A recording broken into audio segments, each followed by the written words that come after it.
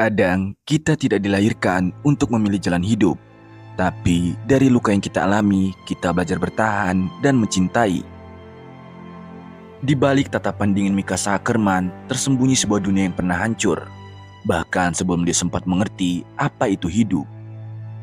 Seperti bunga yang dipetik paksa sebelum mekar, masa kecil Mikasa bukanlah kisah kebahagiaan, melainkan tragedi yang menoreh luka permanen pada jiwanya. Ia hanyalah seorang anak kecil biasa, hidup sederhana bersama kedua orang tuanya, jauh dari hiruk-pikuk konflik dunia. Tapi di dunia Attack on Titan, kedamaian adalah ilusi, dan kerap kali ia hanya datang sebelum petaka menggantikannya. Hari itu, saat 3 orang penyelundup manusia datang, dunia Mikasa runtuh. Kedua orang tuanya dibunuh di hadapan matanya sendiri. Dan disitulah Mikasa mati untuk pertama kalinya. Bukan secara fisik, tapi jiwanya. Rasa aman, rasa percaya, semuanya tercabik. Namun, di tengah kehancuran itu, hadir seorang anak lelaki, Eren Yeager. Dia bukan pahlawan, bukan kesatria, bukan dewa. Tapi dia datang dengan amarah. Datang dengan keberanian bodoh, seorang anak yang tidak bisa menerima bahwa dunia sekejam itu. Eren membunuh demi menyelamatkan Mikasa. Dan saat Mikasa berdiri gemetar, Eren menggenggam tangannya dan berkata, "Jika kau tidak bertarung, kau akan mati. Jika kau bertarung, kau mungkin bisa hidup." Itulah momen yang menciptakan Mikasa baru. Sejak detik itu, hidupnya terikat pada satu hal, melindungi Eren. Bukan karena utang budi, tapi karena di saat dunia meninggalkannya, Eren hadir. Dan dari kehancuran, tumbuhlah benih kesetiaan, benih yang tak akan pernah layu. Mikasa bukan hanya hidup karena diselamatkan. Ia hidup karena untuk pertama kalinya ia tahu rasa kehilangan, dan tahu betapa berharganya seseorang yang tak ingin kehilangan dirinya. Dan disitulah awal dari filosofi Mikasa, bahwa cinta yang tumbuh dari luka seringkali menjadi cinta yang paling kuat namun paling menyakitkan.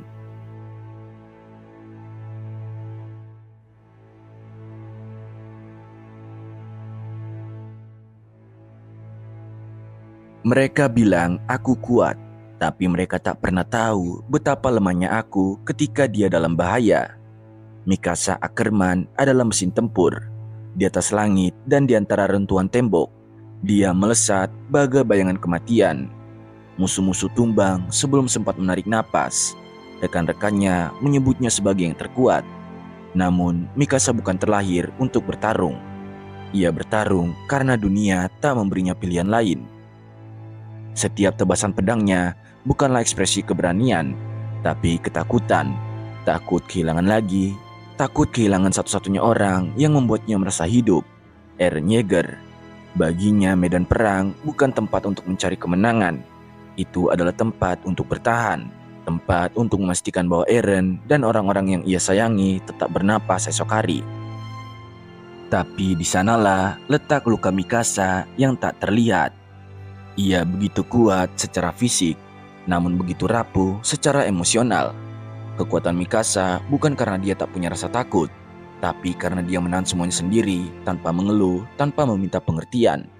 Ia tidak pernah menolak misi, tidak pernah mempertanyakan perintah, tapi bukan karena dia patuh, melainkan karena ia percaya semakin sedikit ia bicara, semakin sedikit pula dunia tahu betapa dalamnya luka yang ia pendam.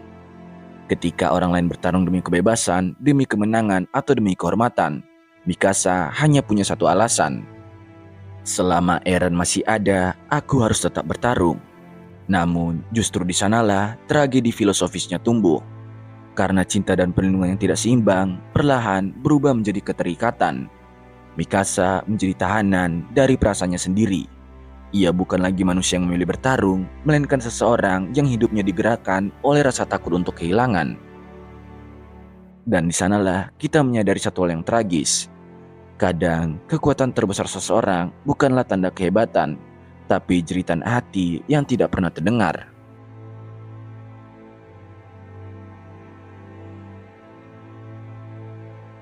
Kalau saja kita bisa kabur, hidup bersama, jauh dari semua ini. Apa kau pernah memikirkannya, Eren?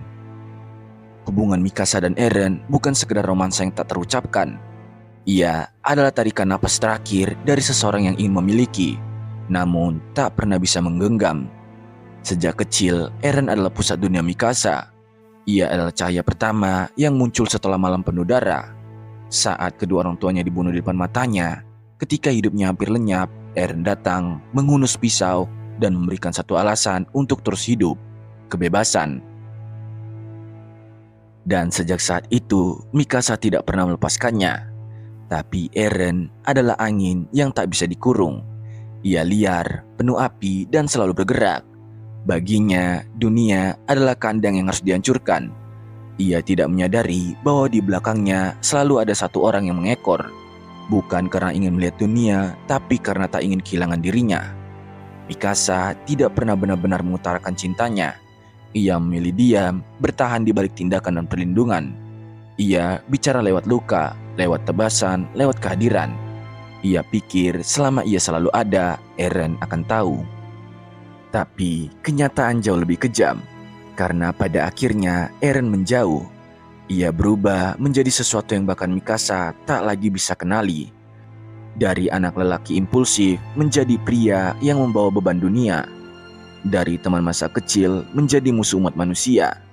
Dan Mikasa hanya bisa berdiri di sana, menatapnya dari kejauhan sambil bertanya dalam hati, apa yang terjadi pada kita? Ini bukan hanya kisah tentang cinta yang tak terbalas, tapi tentang cinta yang terhenti karena dunia terlalu kejam untuk mengizinkan dua hati bersatu.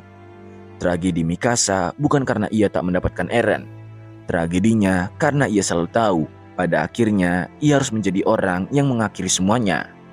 Kalau kau tak bisa menghentikannya, maka aku harus melakukannya. Itu adalah paradoks. Itu adalah paradoks Mikasa. Ia mencintai Eren, tapi cinta itu pula yang membuatnya harus menghabisi Eren. Dan di sanalah cinta berubah menjadi luka terdalam. Karena dalam dunia yang runtuh oleh peperangan dan dendam, cinta pun tak lagi bisa menjadi rumah, melainkan pengingat bahwa segala yang indah bisa hancur hanya dalam satu pilihan.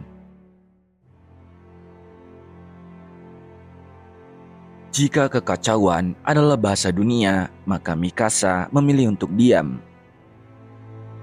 Dalam cerita yang dipenuhi oleh teriakan tentang kebebasan, kemarahan akan takdir, dan ratapan kehilangan, Mikasa tidak pernah menjadi suara paling keras. Tapi justru karena itu, kita tidak bisa mendengarkannya. Keheningan Mikasa, dingin, tajam, dan tak tergoyahkan, adalah jeritan sunyi yang menggema lebih kuat dari siapapun. Ia adalah bayangan yang selalu berdiri di belakang Eren. Tapi jangan salah, ia bukan pengikut, ia adalah penjaga.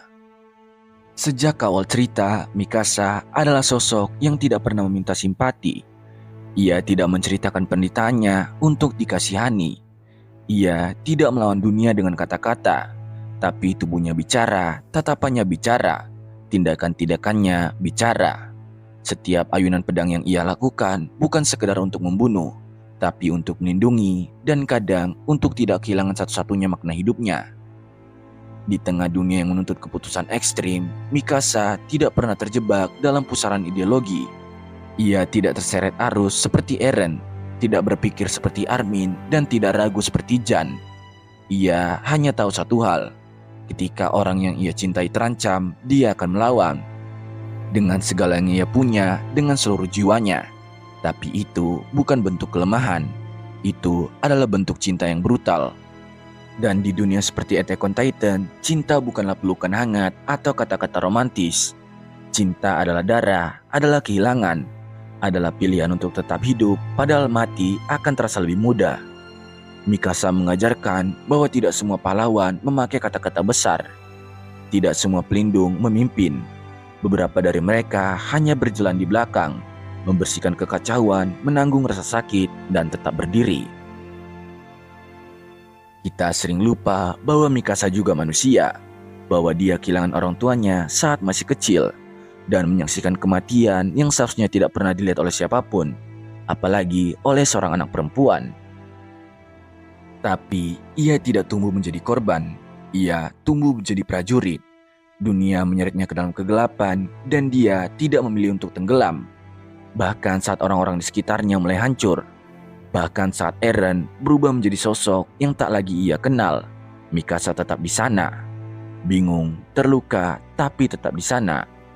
Ia tidak pernah benar-benar memilih takdirnya, tapi ia memilih untuk tidak kabur darinya. Itulah kekuatan sejati Mikasa. Ia tidak bertarung karena ingin, ia tidak menyelamatkan karena berani. Ia tidak takut bertahan karena tidak takut mati. Ia melakukan semuanya karena dia tahu kalau bukan dia, maka tidak ada yang akan melakukannya. Dan kadang dalam dunia yang kacau, itu cukup untuk menyebut seseorang sebagai pahlawan. Jadi jika kita pernah bertanya, apa arti menjadi kuat? Jawabannya bukan otot, kecepatan, bukan kemampuan membunuh titan. Tapi keberanian untuk hidup di dunia yang sudah lama kehilangan alasan untuk dijalani. Dan Mikasa adalah simbol dari kekuatan itu. Simbol dari seseorang yang terus bertempur. Bahkan ketika tidak ada lagi yang tersisa untuk diperjuangkan. Selain satu hal kecil yang ia jaga mati-matian.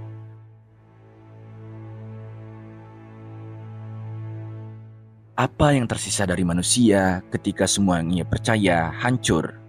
Apa yang membuat seseorang tetap berjalan ketika alasan, harapan, dan bahkan masa depan sudah tidak bisa diandalkan lagi? Jawaban Mikasa, kesetiaan. Tapi bukan kesetiaan yang lahir dari perintah. Bukan kesetiaan yang tunduk pada sistem, pada bangsa, atau pada rencana besar para jenius. Ini adalah kesetiaan yang irasional. Kesetiaan yang mengingkari logika. Kesetiaan yang lahir dari satu hal paling sederhana dan paling purba dalam diri manusia. Cinta. Mikasa mencintai Eren. Tapi bukan cinta yang indah, bukan cinta yang sehat, bukan cinta yang akan kau temukan dalam kisah romansa yang penuh bunga dan pelangi. Cintanya adalah luka yang tidak pernah sembuh. Cintanya adalah pisau yang ia genggam sendiri. Bahkan ketika darahnya menetes, ia tahu Eren bukan lagi Eren yang dulu, tapi Mikasa tetap ada. Ia tetap mencintai, bahkan ketika yang ia cintai berubah menjadi monster. Bahkan ketika Eren mendorongnya menjauh, menghinanya, membencinya, Mikasa hanya menunduk, menggenggam syal pemberian masa kecil itu, dan tetap berdiri di tempat yang sama. Bayangkan bagaimana rasanya melihat seseorang yang kau lindungi seumur hidup, tiba-tiba menjadi ancaman terbesar bagi dunia. Bagaimana rasanya tahu bahwa orang yang kau cintai, kini menjadi orang yang harus kau hadapi, bahkan mungkin kau bunuh. Itu bukan konflik pahlawan dan penjahat, itu adalah tragedi manusia. Dan Mikasa berdiri di tengah tragedi itu, diam, kuat, dan hancur di saat yang bersamaan. Kesetiaan Mikasa bukan tentang pilihan, karena Mikasa tidak pernah benar-benar memilih. Hatinya sudah memilih sejak dulu. Sejak hari itu di pondok kayu, ketika tangan kecil Eren menggenggam tangannya dan berkata, "Bangun dan lawan." Sejak saat itu, Mikasa tidak pernah melepaskan genggaman itu. Bahkan ketika Eren melepaskannya, banyak yang menganggap Mikasa buta oleh cinta, bahwa ia lemah karena tidak bisa melepaskan Eren. Tapi itu bukan kelemahan, itu adalah kekuatan yang paling menyakitkan. Karena mencintai seseorang yang menghancurkanmu dan tetap memilih untuk bertahan bukanlah bentuk kelemahan. Itu adalah bentuk tertinggi dari keberanian. Mikasa mengajarkan kita bahwa kesetiaan tidak selalu punya alasan yang bisa dijelaskan. Kadang kamu mencintai seseorang bukan karena mereka baik, tapi karena kamu pernah melihat cahaya di dalam diri mereka, dan kamu percaya bahwa cahaya itu meski hanya sekejap masih ada. Dan di dunia seperti Attack on Titan, kepercayaan itu adalah satu-satunya hal yang membuatmu tetap manusia. Bahkan ketika semua orang mengatakan Mikasa harus melepaskan, dia tetap bertahan. Bahkan ketika kenyataan menunjukkan bahwa Eren sudah tidak bisa diselamatkan, dia tetap mencoba. Bahkan ketika akhirnya dia harus membuat keputusan paling menyakitkan dalam hidupnya, Mikasa tidak pernah berhenti mencintai. Dan di akhir cerita, kita tidak melihat pahlawan menang atau penjahat kalah. Kita melihat seorang perempuan sendiri di bawah pohon, menangis di hadapan batu nisan, menggenggam sial lama yang sudah usang dan berbisik pelan, "Sampai jumpa nanti." Eren. Itulah akhir dari kesetiaan yang tidak pernah meminta balasan. Kesetiaan yang mengorbankan segalanya, termasuk bagian dari dirinya sendiri. Itulah Mikasa Ackerman, seorang perempuan yang tak pernah menyerah pada dunia, hanya karena ia tidak menyerah pada satu orang.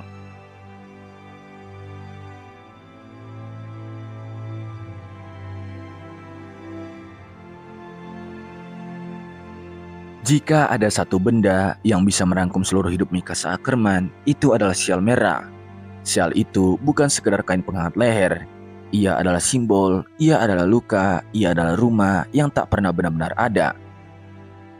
Kita pertama kali melihat sial itu ketika Mikasa masih kecil. Tubuhnya lemah, jiwa rapuh, dan dunia tiba-tiba menjadi tempat yang kejam, brutal, dan tanpa ampun. Orang tuanya dibunuh tepat di hadapannya. Tubuhnya dijadikan komoditas, nyawanya di ujung senjata. Dan dalam gelapnya malam yang tak berbelas kasih itu, datanglah seorang anak lelaki dengan pisau di tangannya, Eren. Bocah kecil itu membunuh tanpa ragu demi menyelamatkannya. Dan di momen yang sangat hening, penuh trauma, penuh kekosongan, Eren menyelimuti Mikasa dengan sial merah itu. Ia berkata, "Hangatkan." Sejak saat itu, Mikasa tidak pernah melepasnya. Sial itu menjadi saksi bisu dari segalanya. Dari masa kecil yang tak bisa diulang, dari tawa di bawah langit yang tak pernah biru, hingga hari-hari penuh darah, kebencian, dan kehilangan. Setiap kali Mikasa menyentuh sial itu, ia menyentuh masa lalu yang tak bisa diselamatkan. Setiap kali ia mengenakannya, ia membawa beban yang tak pernah diucapkan. Karena di dalam sial itu terkandung trauma dan cinta yang menyatu jadi satu. Dan semakin lama, sial itu bukan hanya simbol perlindungan, tapi juga kutukan. Sial itu menjeratnya pada satu takdir, untuk terus mencintai Eren, untuk terus berharap meski harapan itu sendiri menyakitkan. Dalam dunia penuh rencana dan perang, penuh strategi dan pengorbanan, Mikasa tidak pernah memikirkan ideologi. Yang ia pikirkan adalah sial itu, karena sial itu bukan sekedar benda dari masa lalu, tapi janji bahwa meski dunia ini membusuk, seseorang pernah membuatnya merasa hangat. Dan ketika dunia akhirnya runtuh di hadapan matanya, ketika Mikasa harus memilih untuk mengakhiri nyawa orang yang ia cintai demi menyelamatkan yang lain, ia melakukannya sambil mengenakan sial itu. Itu bukan kemenangan, itu bukan pengorbanan agung. Itu adalah luka yang akan tinggal selamanya. Karena cinta yang tidak tersampaikan tidak pernah benar-benar mati, ia berubah menjadi penyesalan. Dan Mikasa dengan sial merah yang kini kusut dan lusuh akan memeluk penyesalan itu seumur hidup. Tapi justru dari sanalah kekuatan sejatinya muncul. Mikasa tidak mencoba melupakan. Ia tidak membuang sial itu, ia tetap mengenakannya. Karena untuk Mikasa, mengenang bukan berarti lemah, membawa luka bukan berarti kalah. Dan mencintai seseorang yang sudah tiada bisa menjadi sumber kekuatan untuk bertahan hidup. Sial merah itu adalah pengingat bahwa di dunia yang kejam dan gelap ini, Mikasa pernah merasakan hangatnya kasih sayang. Dan ia dengan tenang memilih untuk tidak pernah melupakannya.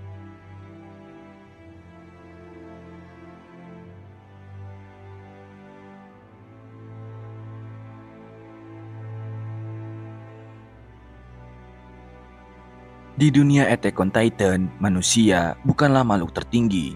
Mereka dikejar, ditelan, dibantai. Kemanusiaan bukanlah kemuliaan. Ia adalah kutukan yang terus dipertanyakan. Apa gunanya bertahan jika rasa sakit tidak pernah berhenti? Dalam dunia seperti itu, Mikasa Ackerman berdiri. Diam, kuat, dan terus maju. Tapi jangan salah, Mikasa bukan hanya pejuang yang tangguh secara fisik. Ia adalah simbol dari pertanyaan eksistensial yang paling mendalam. Apa arti menjadi manusia dalam dunia yang sudah kehilangan nurani? Jawaban Mikasa tidak pernah lantang. Ia tidak berorasi seperti Armin. Ia tidak mengguncang dunia seperti Eren. Ia hanya mencintai dalam diam.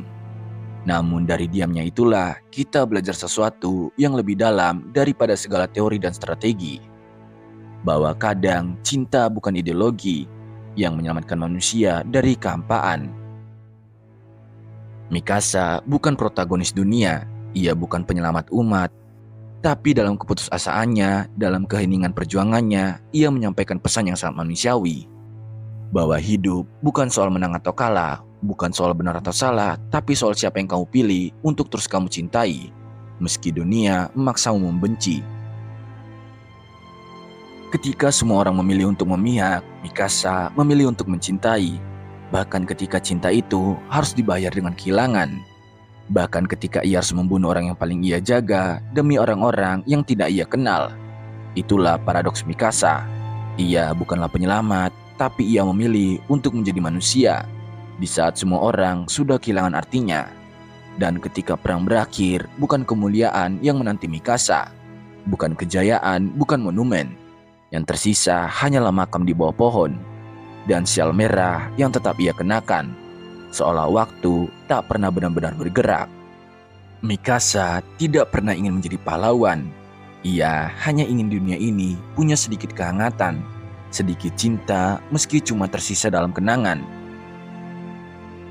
Dalam cinta Mikasa yang diam-diam namun tak tergoyahkan, kita melihat gambaran yang paling jujur tentang apa artinya tetap menjadi manusia.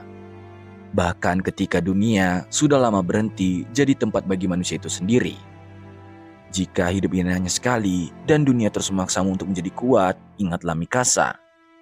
Ia menunjukkan bahwa menjadi kuat tidak selalu berarti menjadi dingin. Kadang menjadi manusia cukup dengan mencintai tanpa syarat dan terus maju meski sendirian.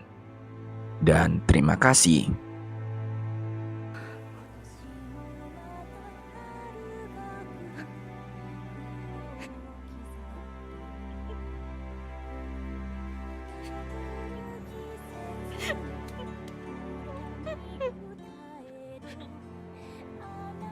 Tani 会いたい